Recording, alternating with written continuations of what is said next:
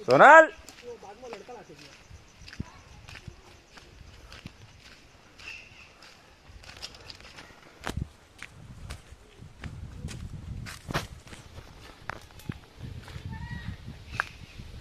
Rescue के लिए call आया दोस्तों। काफ़ी खतरनाक गांव का इलाका है, थोड़ा इंटरनल पार्ट है। क्या लगता है अमित, क्या हो सकता है ये? प्राइमरी इन्फॉर्मेशन तो वाइपर की है, अब जाके देखते हैं कि क्या है। और रास्ता थोड़ा कूद फान वाला भी है। वैसे ये इलाका जो है वो सांपों के लिए बेहतरीन है, पथरीला इलाका है और शिकार भी उसके लिए बहुत है। तो ये लोकेशन है, आपको आसपास बहुत सारे जीव जंतु दिख रहे होंगे। नहीं आगे चलो वो ये शिकार का हिस्सा हो सकते हैं। खेत ये उसके छुपने की जगह है। तो लोकेशन पे तो पहुंच गए हैं, लेकिन ये समझ नहीं आ रहा है कि वहाँ छुपने का कौन सा जगह हो सकता है बीच में। तो जाके पता चलेगा।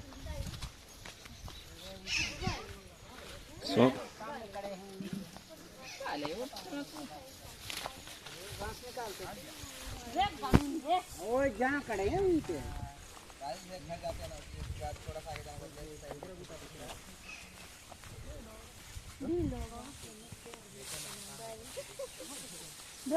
आप लोग हट जाइए पहले पीछे, आप लोग सब हट जाइए, आप लोग हट जाइए। पकड़े नहीं थे जंगल पास, नाक पकड़ने आए थे रेलवे स्टेशन पार करके। हाँ उसी रोड में आते जाओ, लेफ्ट साइड में जैसी राइट में दर्शक देख रहे हैं, लेफ्ट साइड में एक सीसी रोड है, सीधा सीधा आना। फसल स्वाइपर ही है ये। उधर से वापस आना। ये जगह बहुत बेहतरीन है छुप के बैठने के लिए, और ऐसी जगहों में जब लोग घास निकालने के लिए पहुंचते हैं और बिना देखे परखे कच्चा रोड आओगे ना, उसका एक लेफ्ट में सीसी रोड पड़ेगा, हाथ डाल देते हैं तो हादसा हो जाता है। तो चलिए जल्दी से इसे बिल्कुल इसे निकाला जाए। ये नहीं मिलता था, कहाँ रहता था वो पता नहीं, लेकिन इन लोग को इसको पता करने के लिए हम लोग बहुत कोशिश करके देखे, लेकिन आज यहाँ मिला है तो फिर हम बताएं कि यहाँ पकड़ता है एक जन, उसको ठीक है यार उसको फोन करो तो लेगा कि नहीं लेगा, तो या तो मार देंगे बोल के हम लोग सोचे थे। नहीं आज तो मिल गए हैं, उसके बाद आप लोग ध्यान रखना कि कभी भी काम करें तो उसको थोड़ा सा देख कर काम करें अच्छे से। तो हम अभी रुके हुए हैं, फिलहाल हमारे पास स्टिक ये छोटा सा है, और छोटे स्टिक के साथ इस साइज़ के वाइपर्स को जब भी आप पकड़ने जाएंगे तो आप रेंज में रहते हैं उसके बाद बाइक के। बड़ा स्टिक आ रहा है, इसलिए हम रुके हुए हैं यहाँ पे। टूल क्यों नहीं था अमित जी आपके पास? आप लोग सबको बोलते हैं टूल रखिए, तो टूल क्यों नहीं था? ऐसा है कि हमारा टीम जो है वो अलग अलग एरियाज़ पे काम करते हैं हम लोग, और ज़्यादातर इलाकों में जहाँ कॉल्स आते हैं तो वहाँ टूल्स लेके वो लोग निकल जाते हैं। और हमारे पास क्योंकि हम अभी स्कूल में थे, कॉल लेने का समय नहीं था हमारा, तो हमारे पास कोई टूल नहीं था। स्पेयर में जो टूल अभी आ रहा है वो एक दूसरे लोकेशन पे गया था, और वहाँ से फ्री होने के बाद ये पहुँच रहा है। सही टूल जब आएगा तभी हम इसको निकालेंगे, तब तक ये सांप हमारी निगरानी में है और ये गाँव वालों को जो है कोई नुकसान नहीं पहुँचा सकता। तो जैसा कि आप देख रहे हैं, स्पेयर जो हमारा टूल है वो पहुंच गया है, और हुक की जो साइज़ है वो ठीक है। अब ये बड़ा इस हुक के साथ आप कंपेयर कर सकते हैं इसको, तो बहुत छोटा हो रहा है ये, और आप रेंज में रहते हैं, इसलिए बड़े हुक का इंतज़ार करना बेटर है। तो चलिए इसे रेस्क्यू किया जाए। सबसे पहले बैग तैयार हो रहा है, और सांप को आप देखिए कितने आराम से एक जगह पे बैठा हुआ है। कैमोफ्लेज जो है इसका परफेक्ट काम कर रहा है जगह के हिसाब से। बस एक चीज़ थोड़ी अलग है जिसके कारण ये स्पॉट हो गया, और वो है ये हरी घास। बाकी अगर ज़मीन से कंपेयर किया जाए तो बहुत अच्छा कैमोफ्लेज इसको वहाँ पे मिल रहा है। तो आप जो किसान मित्र हैं, किसान भाई हैं, उनको क्या सलाह देना चाहेंगे इस समय के लिए? तो समय जो है ये, चाहे ये समय हो चाहे ठंडी का समय हो, तो किसानों को जो है जब इस प्रकार की खेतों में वो काम करते हैं जहाँ देखने में उनको परेशानी होती है, वो देख नहीं पाते हैं कि क्या स्थिति घास के अंदर है, तो सबसे पहले तो वो किसी भी ऐसी जगह हाथ ना डालें जहाँ उन्होंने देखा नहीं है। एक स्टिक अपने साथ रखें छोटी सी, और घास को जो है थोड़ा सा हटा लें, हटा के देख लें कि अंदर क्या है, कोई जहरीला सांप तो नहीं है, क्योंकि ऐसा कोई भी जहरीला सांप जो है इनको बाइट कर सकता है उस समय, और यहाँ से हॉस्पिटल की दूरी जो है वो ज़्यादा है, तो कोई भी हादसा जो है कभी भी हो सकता है।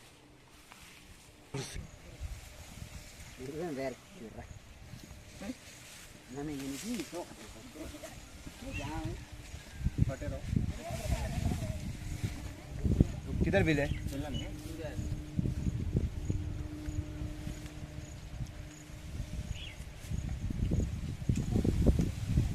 ठीक है, उसको आगे निकलने दो, वहाँ खुला एरिया है। अरे उधर पत्थर मन है, घुस जाएगा। बैग लेके चलेंगे। जाने दे, इधर काटा तरफ मत जाने दो, उधरी मवाजार साइड जाने दे। आग नहीं है, लोग पहुंची तो मैं तो मेरे लिए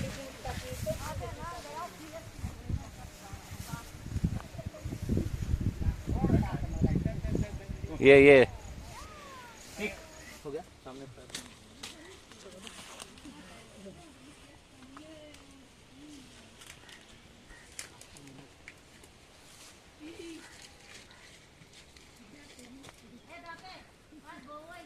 क्या ज्यादा जब ऐसे करते हैं ना तो करने देना है काम, बीच में बोलने से ना ध्यान इधर उधर जाता है, और ये सब क्या ना जहरीला जीव है ना, तो थोड़ा भी ध्यान इधर उधर जाना खतरनाक हो जाता है। इसलिए जैसे कभी भी आप बुलाते हैं ना किसी को भी, कोई भी आता है उसको करने दो उसके हिसाब से।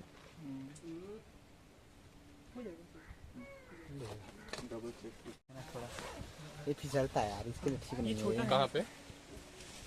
ना टेलीफोन एक्सचेंज में। चलो दादा तो कुछ आता कहाँ पे भैया? कहाँ बता रहे हैं? एक्सचेंज के सामने वाला जो कॉलोनी है ना? जी। छोड़ने के लिए वो भी अपने राजेश भी तो छोड़ने ले जाता है ना, समय लगेगा। हम राजेश भी अपना ही है। राजेश भी बार से निकल रहे हैं हम लोग, ठीक है।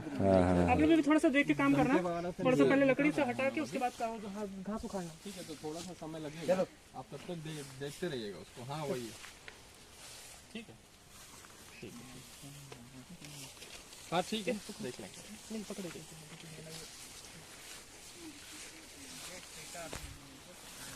और हो सकता है, देखते ही पाया तो दिखा है ना, जहाँ से आए हैं वहीं से जाना है।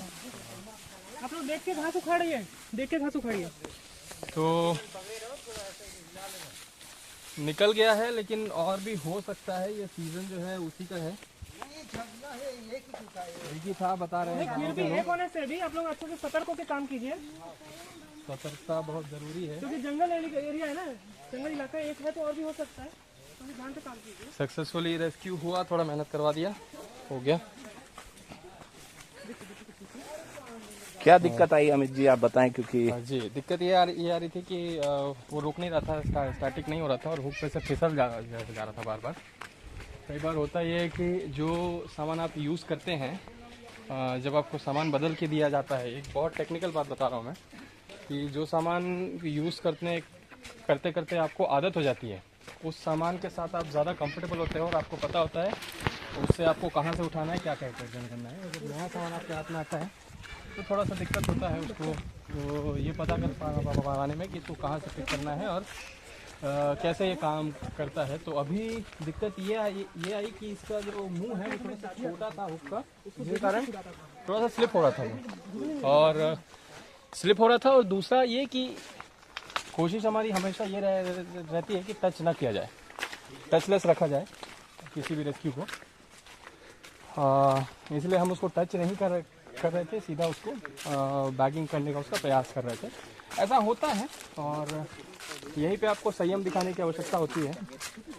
जब ये सब चल रहा होता है तो कई बार होता ये है कि हमको लगता है इतनी परेशानियां आ रही हैं तो इसको हाथ से पकड़ लिया जाए, लेकिन नहीं, थोड़ा दिक्कत भी होता है, परेशानी भी होता है। तो आप हमेशा ये प्रयास रखें कि टचलेस रखा जाए। अगर सांप चला जाता कोई बात नहीं होती, जंगल का एरिया ही है, फिर मौका मिलता, फिर उसको पकड़ सकते थे। लेकिन इसका उल्टा अगर होता, अगर हाथ लगाते वक्त बाइट हो जाती, तो शायद आपको दोबारा किसी सांप को पकड़ने का मौका नहीं मिलता। तो इसी के साथ तो अब ये निकल गया है सांप, तो अब हम इसको रिलीज़ करने के लिए जा रहे हैं। थोड़ा अभी बस लोकेशन पे पहुँच के इसको रिलीज़ करेंगे। ये आप पहाड़ी एरिया देख सकते हैं और इसके पीछे तरफ का जंगल का इलाका अच्छा है, तो वहाँ जाके इसको रिलीज़ किया जाएगा।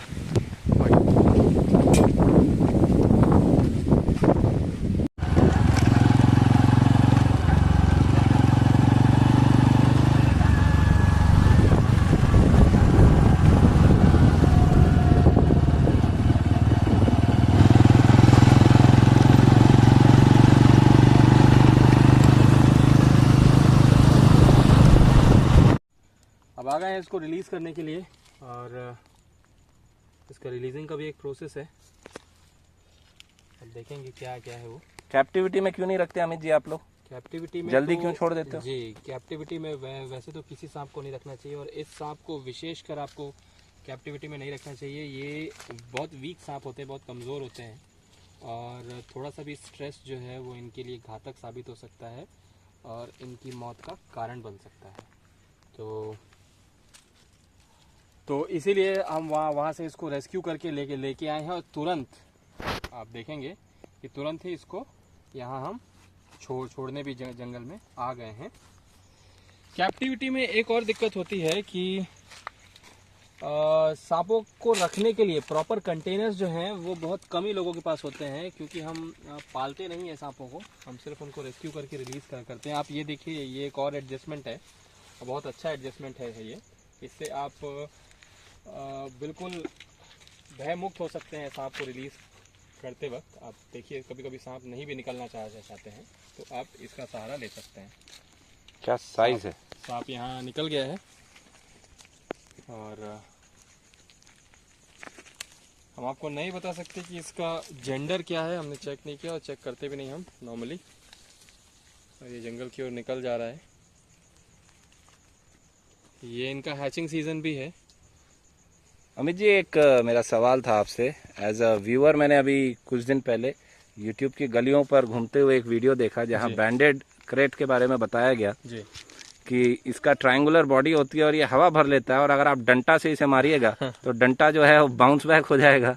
तो अक्षय जी, जैसा कि हम जानते हैं कि हमारे देश में सो कॉल्ड स्नेक रेस्क्यूअर्स बहुत हैं, सो कॉल्ड स्नेक एक्सपर्ट्स बहुत हैं, जो बेकार का ज्ञान यहाँ वहाँ लोगों को देते रहते हैं और ये सोचते हैं कि अपने आप को वो प्रमोट कर लेंगे। किसी भी सांप के लिए ये कहना कि ये मरेगा नहीं डंडे से मारने से, ये बिल्कुल वैसा ही है कि जैसे आप किसी के रक्षक हों और आप ही उसका भक्षण कर रहे हो।